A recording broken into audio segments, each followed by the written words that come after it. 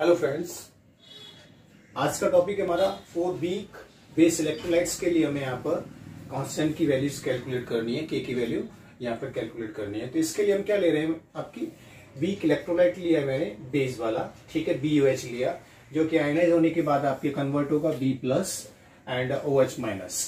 Suppose initial concentration यानी कि जब रिएक्शन स्टार्ट नहीं हुई है तब वीक बेस जो इलेक्ट्रोलाइट लिया है उसकी कंसंट्रेशन C है और यहां पर उनके जो आयंस बनेंगे उनकी कंसंट्रेशन 0 है। ओके, जो B प्लस और OH माइनस आयंस बनेंगे उनकी कंसंट्रेशन क्या है, 0 है। ओके, क्योंकि अभी रिएक्शन स्टार्ट नहीं हुई है, ठीक है। आफ्टर समटाइम्स यानी कि रिएक्शन स्टार्ट होगी तो इस वीक इलेक्ट्रोलाइट जो बेस है, जो वीक बेस इलेक्ट्रोलाइट है, इसकी कुछ क्वांटिटी डिसोसिएट होकर के आपके उसके आयंस में कन्वर्ट हो जाएगी, ठीक है, आयंस में कन्वर्ट हो जाएगी B प्लस OH माइनस, ठीक है। तो डिसोसिएट क्वांटिटी क्या होती है बच्चों, आपके अल्फा इक्वल क्या होता है, डिग्री ऑफ आयनाइजेशन, जिसको हम अल्फा से डिनोट करते हैं। ओके, ये होती है X upon C। Okay, degree of ionisation यानी कि इनिशियल कंसंट्रेशन का आपके कितना यानी कि पार्ट आपके डिसोसिएट हुआ है। तो X यहां पर डिसोसिएट क्वांटिटी है, C यहां पर इनिशियल कंसंट्रेशन है, ओके, और अल्फा उसका डिग्री ऑफ आयोनाइजेशन। तो हमें डिग्री ऑफ आयोनाइजेशन के टर्म्स में यहां पर वैल्यू पुट करनी है, तो X इक्वल क्या हो जाएगा, X इक्वल C अल्फा हो जाएगा, ठीक है। तो आफ्टर T टाइम्स या कुछ समय के बाद अगर मान लो X क्वांटिटी BOH की किस में कन्वर्ट होती है, B प्लस और OH माइनस में। ओके, तो यहां पर ये जो मैंने अभी डिग्री ऑफ आयनाइजेशन के फॉर्म में अगर मैं इसको रिप्रेजेंट ना करना चाहूं तो ऐसे कर सकते हैं C माइनस X और ये X और ये X, यानी कि C माइनस X यानी कि X क्वांटिटी डिसोसिएट हो चुकी है, ओके, आयंस में कन्वर्ट हो चुकी है, तो C माइनस X आएगा। ओके ओके, तो यहां पर X की अगर वैल्यू रखेंगे तो वो क्या आएगी आपके C अल्फा, जो कि अभी मैंने वैल्यू बताई हुई है डिग्री ऑफ आयनाइजेशन के रिस्पेक्ट में। तो X की जगह पर हम C अल्फा रख देंगे, यहां भी C alpha, C alpha. Okay, अब पता चल गया होगा आपको कि C माइनस C अल्फा क्यों किया। ओके, क्योंकि C अल्फा यहां पे डिसोसिएट क्वांटिटी है जो कि आपके आयंस पॉजिटिव और नेगेटिव आयंस में कन्वर्ट हुई है। अब बच्चों हम यहां पर लोमा लगाएंगे। लोमा क्या बोलता है, product of product concentration upon product of reacting concentration. तो B प्लस कंसंट्रेशन टर्म्स को हम इस तरह से स्क्वायर ब्रैकेट में शो करते हैं, ये कंसंट्रेशन टर्म्स बताता है, ठीक है। तो concentration of B plus ions और concentration of OH minus ion upon BOH। तो ये KB की हमने लोमा लगा दी है अकॉर्डिंग टू लोमा, ठीक है ना, यहां लिख देते हैं अकॉर्डिंग टू लोमा। Okay, law of mass action according to लोमा।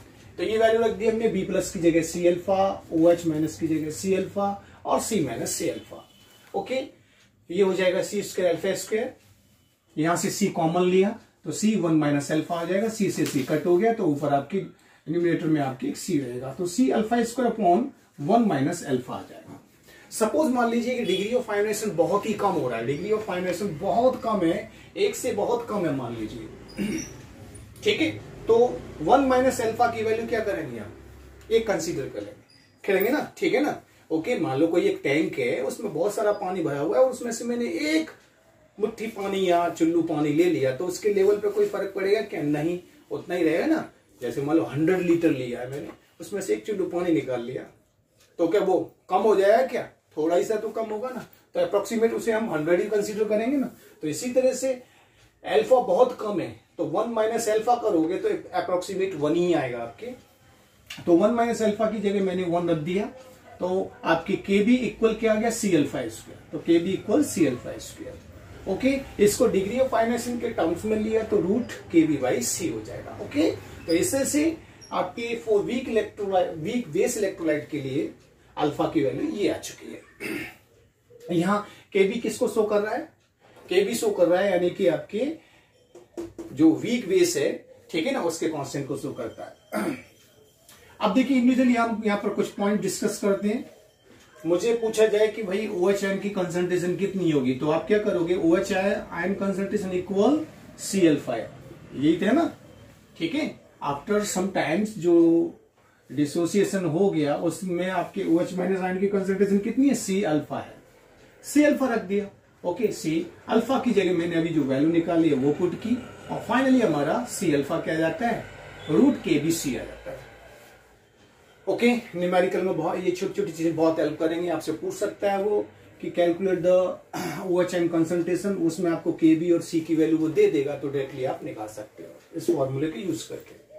अब वो पूछता है मान लो POH बताइए, तो POH क्या होता है, माइनस लॉग है OH माइनस की जगह मैंने क्या रख दिया, √kBc रख दिया, ठीक है, ओके। ब्रैकेट ओपन किया तो -1/2 log KB plus log C आ जाएगा, आएगा कि नहीं आएगा आपकी, ठीक है ना। माइनस का होगा, माइनस माइनस माइनस, तो यहां प्लस नहीं आएगा, माइनस आएगा, ओके। आगे नेट माइनस कर दिया इसीलिए नो प्रॉब्लम, ठीक है ना। इससे ओपन कर दीजिए डायरेक्टली, तो -1/2 log KB -1/2 log C, okay. आपको पता है माइनस log KB क्या होता है, PKB होता है, PKB क्या होता है, PKB equal minus log KB होता है, ओके, माइनस log KB, तो माइनस log KB की जगह PKB रख सकते हैं, तो 1/2 PKB -1/2 log C, एक फॉर्मूला बन जाता है ये एग्जैक्टली आपके POH कैलकुलेट करने के लिए, ठीक है। POH कैलकुलेट करने के लिए आपके फॉर्मूला बन जाता है, यहां से आप pH भी मालूम कर सकते हो, क्योंकि आपको मालूम है कि pH प्लस POH क्या होता है, 14 होता है। POH की वैल्यू रख देना, तो आप यहां पर pH भी निकाल सकते हो ऐसे, ओके, ऐसे निकाल सकते हो यहां पर। अब बच्चों हम क्या करने जा रहे हैं यहां पर, relation between K and KB, ठीक है। Weak electrolyte, weak acid electrolytes और वीक बेस इलेक्ट्रोलाइट कांस्टेंट के बीच में रिलेशन निकाल रहे हैं हम। तो हम क्या करेंगे, मैंने एक इक्वेशन लिखी है बच्चों, अमोनिया माइंस को और plus water gives hydronium ion and ammonia, इसके लिए मैंने लोमा यूज किया, तो इसकी कंसंट्रेशन अपॉन रिएक्टेंट की कंसंट्रेशन मैंने यहां पर रख दी, तो K equal H3O plus NH3 upon NH4 plus, okay. इसकी कंसंट्रेशन और इसकी कंसंट्रेशन। आप सोच रहे हैं सर H2 तो आपने यहां पर रखा नहीं है, एक्चुअली H2 मैंने इसलिए नहीं रखा है यहां पर क्योंकि H2 की कंसंट्रेशन में कोई चेंजेस नहीं आता है, H2O की जो कंसंट्रेशन है उसमें कुछ भी चेंजेस नहीं आएगा, ठीक है। एक्चुअली इक्वेशन कैसे होगी आपकी, मैं आपको बता देता हूं यहां पर। जैसे मान लो इस इक्वेशन के लिए मुझे लोमा निकालना है, तो मैं क्या करूंगा, लोमा क्या होता है, K इक्वल इसकी कंसंट्रेशन यानी कि हाइड्रोनियम आयन की concentration NH3, okay, upon ammonium ion की कंसंट्रेशन, और ये हो गया आपका वाटर कंसंट्रेशन, ठीक है। एक्चुअली वाटर की क्वांटिटी, वाटर की कंसंट्रेशन में आपकी क्या है, कोई फर्क नहीं होगा, क्यों नहीं होगा, क्योंकि एक्सेस क्वांटिटी में है ये, ठीक है। एक्सेस क्वांटिटी में तो इसकी कंसंट्रेशन में कोई चेंजेस नहीं आएगा। एक्सेस में वही मैंने आपको कहा ना, 1000 लीटर पानी है, उसमें से अगर आपने 100 ml 100 ml वाटर निकाल लिया तो 1000 लीटर का लेवल खत्म होगा क्या, नहीं, ठीक है। उसको 1000 ही लीटर ही बोला जाएगा कि नहीं बोला जाएगा, अप्रोक्सीमेट, ओके। तो यानी कि उसके कॉन्सेंट्रेशन में चेंज नहीं आ रहा, तो इट मीन्स क्या है, वाटर की कॉन्सेंट्रेशन कांस्टेंट है, ठीक है ना। तो यहाँ वाटर की कॉन्सेंट्रेशन कांस्टेंट है, ओके। ये तो के आएगा आपका लोमा में, ठीक है ना।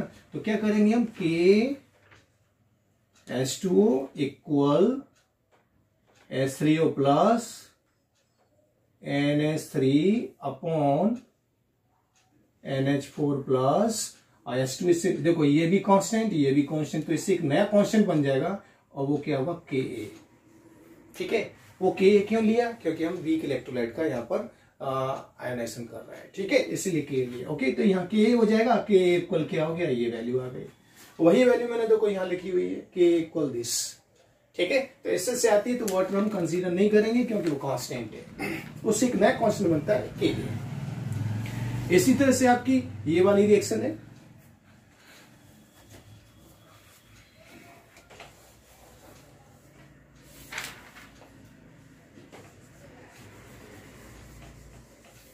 ठीक है ना। इस तरह से दूसरी रिएक्शन है जिसका हमने यहाँ पर निकाला है, देखो NH3 प्लस H2O और NH4 प्लस OH माइनस। ठीक है, ये कोई आपकी वीक बेस इलेक्ट्रोलाइट है, उसके लिए हमने Kb निकाला, लोमा लगा करके ये आ गया। ठीक है, अब हमें रिलेशन कैलकुलेट करना है दोनों के बीच में, तो मैंने क्या किया, K मल्टीप्लाई Kb किया, तो उसी के अकॉर्डिंग मैंने उनकी यहाँ पर ये कॉन्सेंट्रेशन टर्म रख दी। K की वैल्यू ये रख दी पूरी, Kb वैल्यू ये, जो वैल्यू कट हो रही है उनको कट किया, तो फाइनली आता क्या, HCO प्लस कंसंट्रेशन और OH माइनस कंसंट्रेशन, ये आता है। तो Kb का रिलेशन क्या होता है, HCO प्लस कंसंट्रेशन और OH माइनस कंसंट्रेशन। ओके, ठीक है, इसका स्क्रीनशॉट ले लीजिए।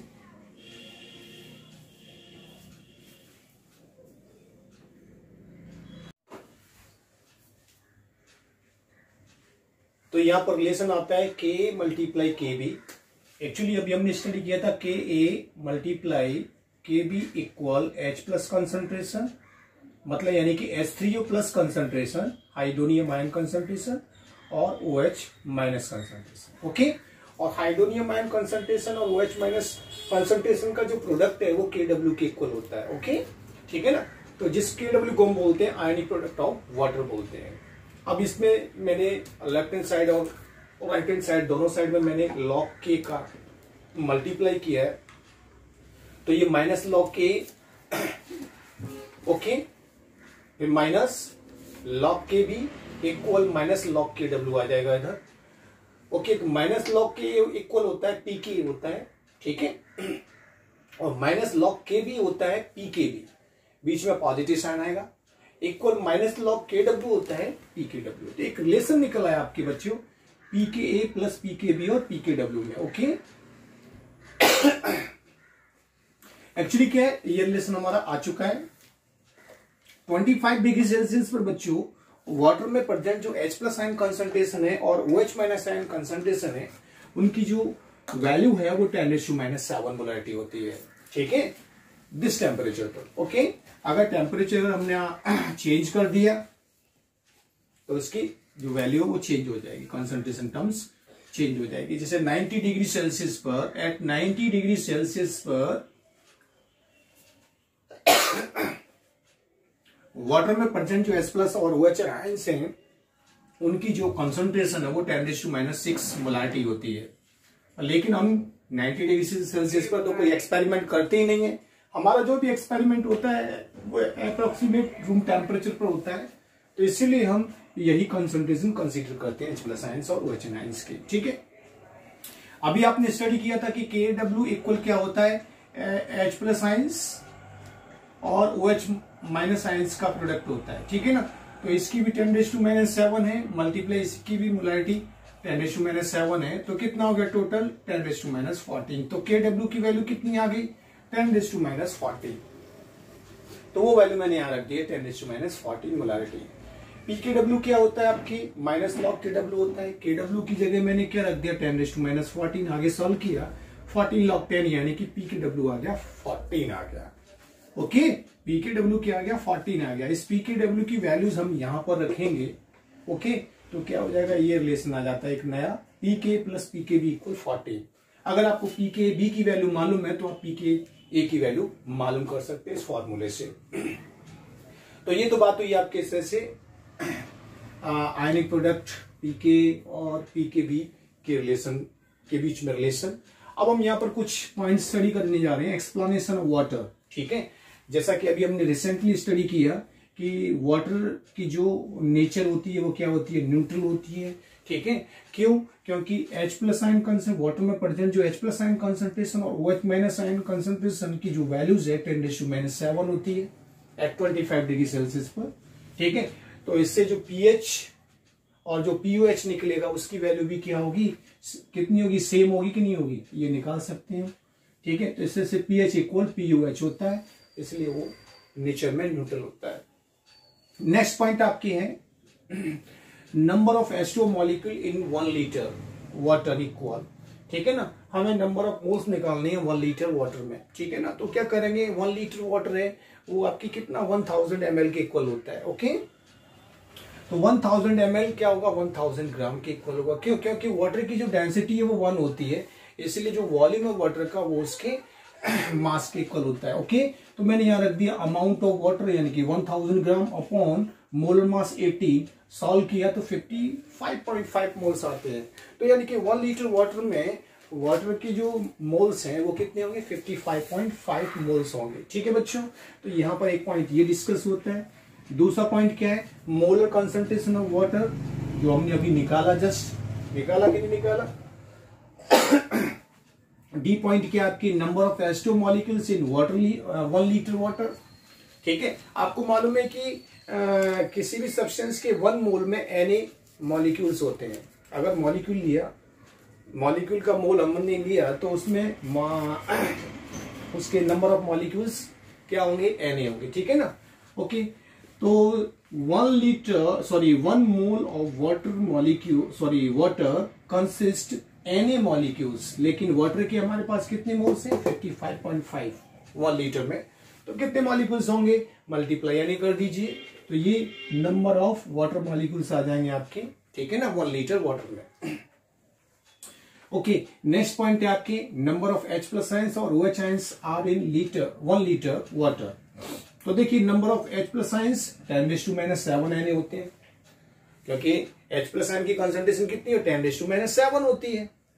ठीक है, तो 1 मोल में Na होते हैं, तो 10⁻7 मोल में कितने H प्लस आयंस होंगे आपके, 10⁻7 Na।